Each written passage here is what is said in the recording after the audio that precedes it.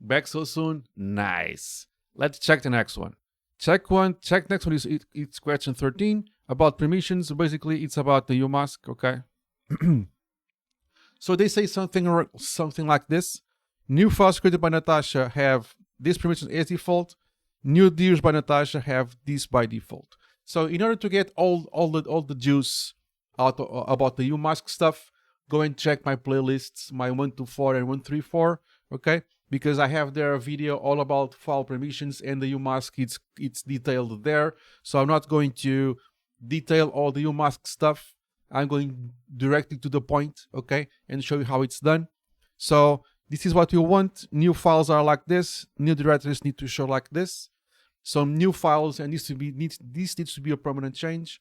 So don't forget that all the changes need to be permanent. So basically, you just log in as Natasha. There are other ways to do this, but I like to log in as a user. Okay. You will just edit the .bash profile file and just add something like you can add the comments to just for cosmetics, Umask stuff. Not needed, but it looks nice. And Umask 0277 should be good enough. So Umask, let's see the Umask right it is right now 0022. Okay, you log off, we log on.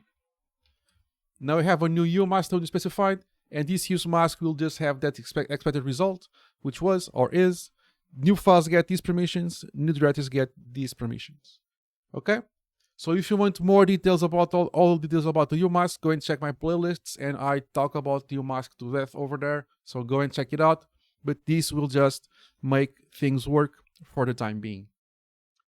Well, that's one more question, one more task done, and some more points to your score. Like, subscribe, and comment, and I'll see you in the next one. Cheers, guys.